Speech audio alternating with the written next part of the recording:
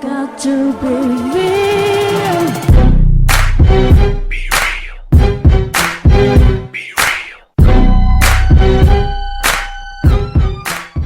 Viva Mexico, Viva Mexico. Hope I said that right. Didn't sound too stupid. ABNER kicks ass today, in my opinion. I thought he whooped him. The thing is that you've got to remember, ABNER is coming off a year layoff. He's switched his trainer. He's coming off a knockout loss to Johnny Gonzalez. Taking them things into account, ABNER's whooped ass. Okay, he whooped ass. Seriously, right? At the end of the day, ABNER's taking them factors into account. If them factors weren't there, ABNER's would have shined even more. I think Virgil Hunter's work with ABNER's was very apparent in this fight. The way he was holding, and when they hold, right, Virgil Hunter's fighters, it's very apparent with Amir Khan, very apparent with Andre Ward. When they hold, they put the head that way, so when the punches come, it hits the back of the head and not the chin, and it hides the chin. I thought ABNER was doing that. Also, something he's worked on is defending with the right glove. When he shoots that left hook, he'll put that right glove up and defend his chin. It's not down low, it's up here, and vice versa with the right hand. What else? I thought the footwork.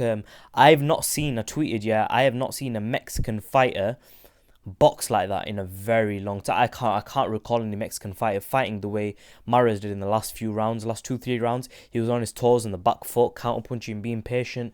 That's Virgil Hunter's work, definitely. I've not seen a Mexican fighter fight like that. I mean, how many Mexican fighters, aside from one Manuel Marquez, fighting the back foot? I mean, there's Julio Cesar Chavez, who could do everything, but really, was he a backward fighter? No, ABNER fought on the back foot today and was just counter punching all night and not all night, sorry, in the later rounds. And the way he did it, he didn't look like a Mexican fighter. Mexican fighters don't fight like that.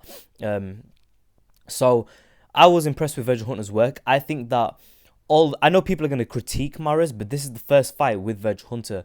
I think if you give Hunter a couple more fights, it's the same as Amir Khan. When Amir Khan jumped in with Julio Diaz, he looked really terrible. But there was mixed stuff going on, and I had mixed opinion on it as well. I was like, sometimes I was thinking that Khan progress. Sometimes I was thinking, nah, he's digressed. But when he came up in the Louis Clauser fight, he showed that it's all still there. I think the same thing was happening with ABNER. I think that Virgil Hunter needs to work with these type of boxers. I don't think Virgil Hunter works well with brawlers. I think he works good with ABNER, Amir Khan, Andre Ward. If you were to throw, say, Nonito Donaire at him, I think Virgil Hunter would make him into a good fighter as well. I think that ABNER is in one or two more fights. I think that MARES is going to look tremendous.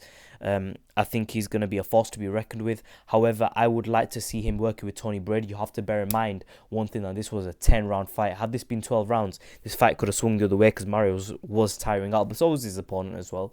But I'd like to see him doing work with Tony Brady simply because he lacked a little bit of power, he didn't have that same weight behind his punches, and I think also his fitness was kicking in a little bit.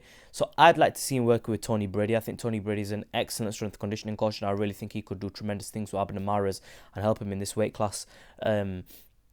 End of the day, ABNER is a great talent. He's not flat-footed. He can bang a little bit, and he's a good fighter. I think he looked good today. I think people are going to critique him a lot, that he looked crap, and there was a lot of holding in the fight. I think there was a lot of grueling, a lot of brawling, but this is boxing, you know what I mean? And that's where Virgil Hunter teaches. And at the end of the day, a win is important at the end of the day, and I just think that MARES did more than enough for the win. And I think that if Virgil Hunter continues to work with him, they can work on improving MARES' style further.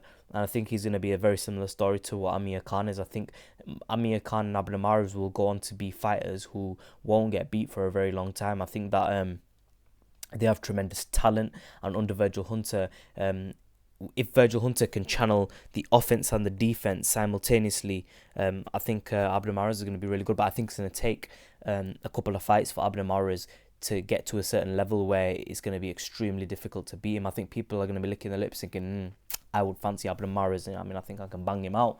But the truth is that I don't think there's tons of fighters that can bang ABNER out under Virgil Hunter. I think that I think that he'll make continuous improvement, and I think he should stay with Virgil. And I think Virgil Hunter is the real deal. We saw his work. I also noticed that he was popping his hand out a little bit. Ali used to do it to Joe Frazier. He used to hold the hand out there and just annoy the opponent by keeping your arm out there and using like keeping them at bay and fighting on the outside.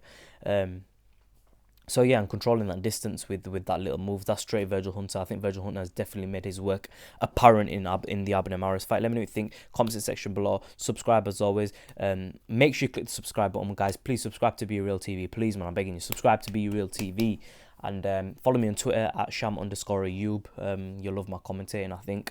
And www.facebook.com/BeReal online. Follow me, guys. Please. In a bit.